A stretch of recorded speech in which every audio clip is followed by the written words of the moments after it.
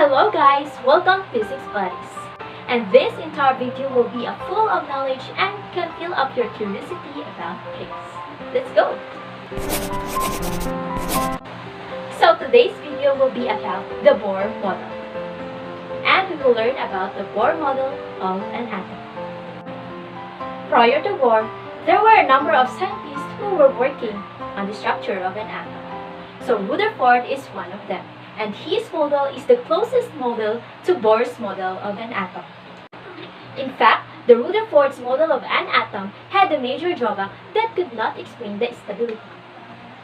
It showed that the electrons in an atom revolve around the positively charged center called nucleus. However, later on, it was found that any particle in a circular motion would undergo acceleration and thus would lose energy. So, the electron would take a spiral path and it will fall into the nucleus and would result into a high instability of an atom. But wait, all these things do not happen in atoms. How do we know that? Because in nature, all the atoms are stable. That means that the hypothesis put forth by Rutherford was also incorrect? Not really. The hypothesis just needed a slight modification. This made by the next legendary scientist on our list. His name is Niels Bohr.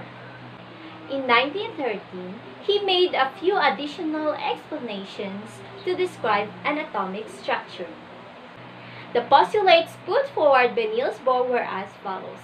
Firstly, only certain special orbits called discrete orbits of electrons are allowed inside an atom. Secondly, while revolving in these discrete orbits, electrons do not radiate energy. Now, these points definitely tell us why an atom is so stable. Let's understand with this example. Do you know how our solar system is? It appears somewhat like this. Now, here's the sun at the center,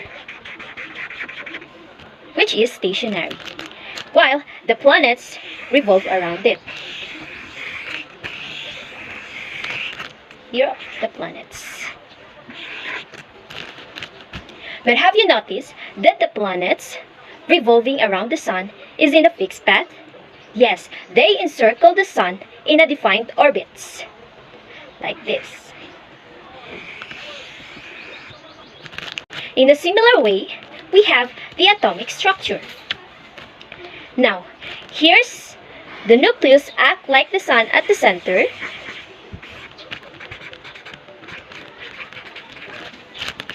And the electrons here are like planets that revolve around the nucleus. These electron orbitals are referred as shell or energy levels. Now, the name energy levels has an important concept here in the Bohr's model. Niels Bohr suggested that these electrons revolving in these orbitals do not radiate energy. This is justified when we use the term energy level, because it indicates that each shell has got a defined energy level. That means that the electrons revolve with this shell, they do not liberate any form of energy.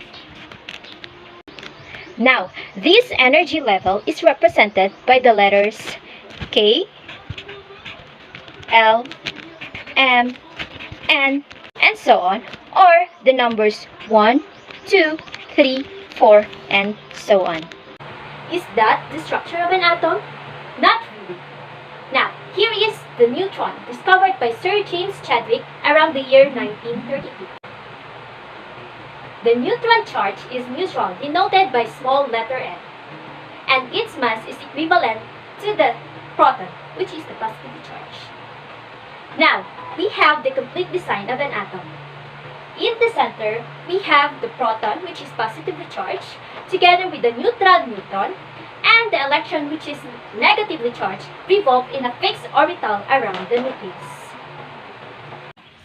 So that's it for today's video, guys. I hope you learned something about the Bohr's model of an atom. I have the same for you guys. Education is not the preparation for life. Education is life itself. That's by Benjamin Franklin. So that's all for today's, guys. I am your physics buddies. I am Hershey and Garingalao, your Ate G.